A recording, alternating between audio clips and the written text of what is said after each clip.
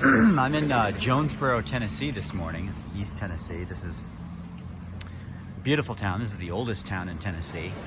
It's established just a couple of years after the country became, or declared independence, I think it was about 1779 this town was established.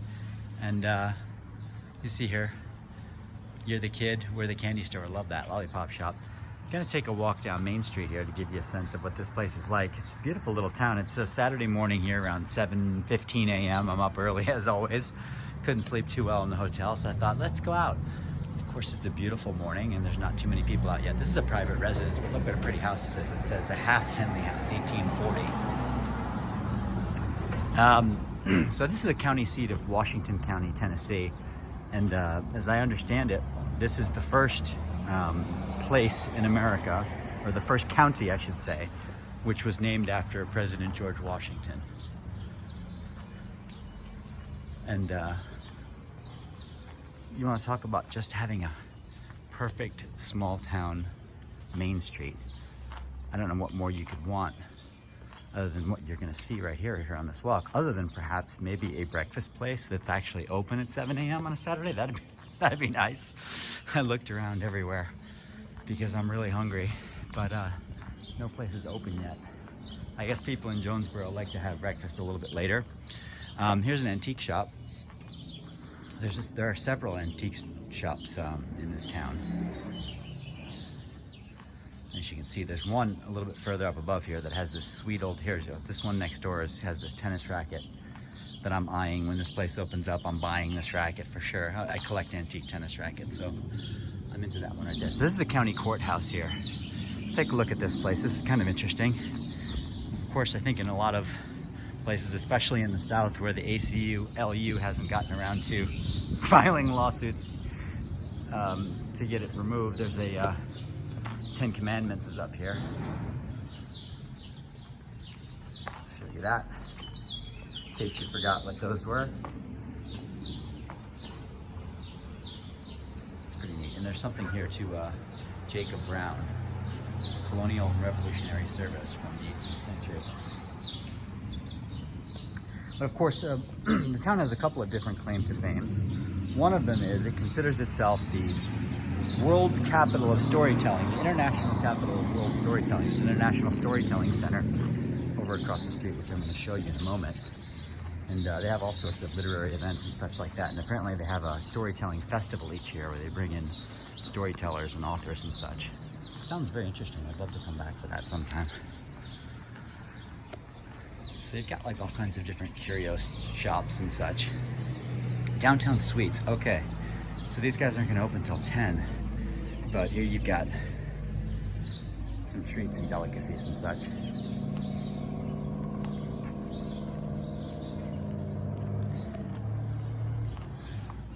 As you see here, let's give you a little view over here. There's a couple walking their dogs this morning.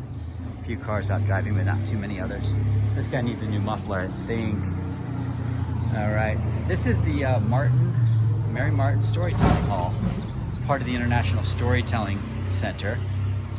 Clearly this guy who needs the muffler didn't realize I was going to be making a video here. Here's their gift shop. Obviously not open. We're going to have to come back and check this place out. It sounds very, very interesting.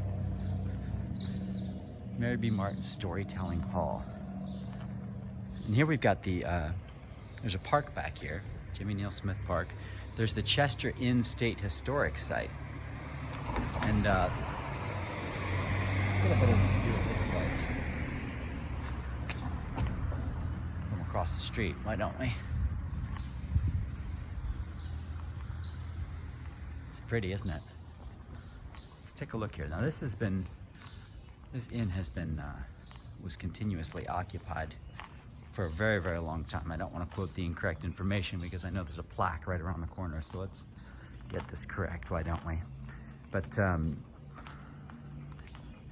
we tried to actually stay here in Jonesborough, and we were unable to do so because all of the guest house and B&Bs in town are closed at the moment due to COVID concerns, because some of the innkeepers live in the houses and they're not ready to accept guests yet. But this place was built in 1797, it says, by William Chester of Lancaster, PA, and it was continuously occupied as an inn, a hotel, and an apartment house. And some of the distinguished guests here have been three presidents of the U.S., Andrew Jackson, James Polk, and Andrew Johnson, as well as some other people who I'm sure you never heard of.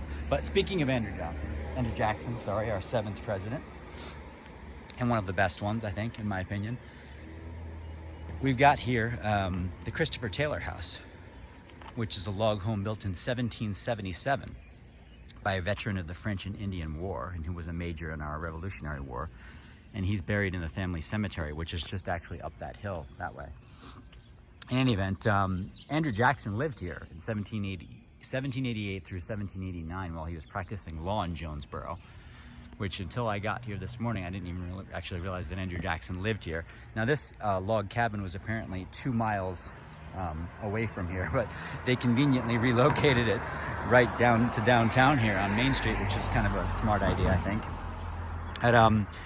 Apparently Andrew Jackson was, he was a lawyer here. I guess he was doing mostly, medical malpractice cases and personal injury lawsuits and such. And I'm kidding about that. I'm sure they weren't doing things like that back in the day. I don't know what he was doing exactly here, practicing some sort of law. And this is another inn, the Eureka Inn. I imagine I'd love to come back here back when these bed and breakfasts open back up, because it'd be nice to stay right here in this sweet little small town, as opposed to Johnson City, where I'm staying, which is not bad. It has its charms also, but not quite as quaint as this place. Johnson City is about 12 minutes away. There's someone taking a nice morning jog. So there's also a looking glass maker in the back here shopping. If you're wondering what that is, I was wondering what that meant too. Looking glass maker. Morning. He gave me a wave. It says that mirrors were called looking glasses prior to the 1800s. So there you go. So basically they were making mirrors back there. Okay, here you got another bed and breakfast, the Blair Moore House. Let's wind things up right here, why don't we? That's just a little brief taste of Jonesborough, Tennessee.